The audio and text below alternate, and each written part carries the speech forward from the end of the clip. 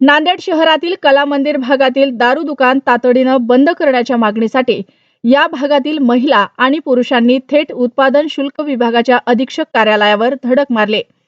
कला मंदिर परिसरातील नागरी वसाहतीमध्ये सुरू असलेल्या या दारू दुकानामुळे रहिवासी त्रस्त झाले आहेत।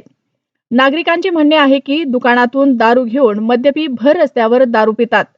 रस्त्यावर दारूच्या बाटल्या फेकल्या जातात, कचरा टाकला जातो, तसेच मुख्य रस्त्यावर थांबून उघडपणे लघवी केली जाते। त्यामुळे ये-जा करणाऱ्या महिला, तरुणी आणि विद्यार्थ्यांना मोठा त्रास सहन करावा लागत आहे। स्थानिक महिलांनी आरोप केला की या परिसरात दारुडे अनेकदा महिलांची आणि तरुणींची छेड काढतात।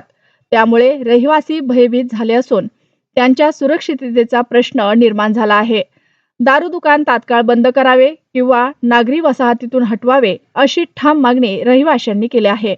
अन्यथा तीव्र आंदोलन करण्याचा इशारा महिलांनी केला है। ऐसे कैसा बच्चे औरतों जाने लगे तो पूरे पी के है ना दारू के शीशियाँ पियो पियो बोल के बोलते, शीशियाँ फेंक फेंक के मारते, पेशाबा करते खड़े के, पूरी गंदगी, बच्चों किसी को जाने की इंट्रेस्ट नहीं ना वहाँ से। क्योंकि बहुत परेशानी है, 1 साल 1.5 साल से हम बहुत परेशान हैं। जी मागणी की अधीक्षक राज्य उत्पादक शुल्क अधीक्षक साहेबांना आम्ही भेटून संजय वाईन मार्ट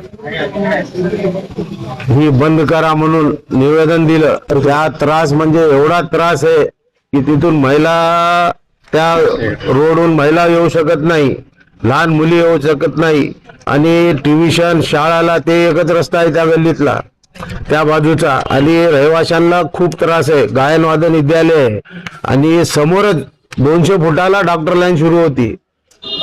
रस्त्यावर दारू पितात आणि एवढा धिंगाणा करतात, इतका त्रास सहन करायला आमच्या एरियातल्या महिला आणि पुरुष आणि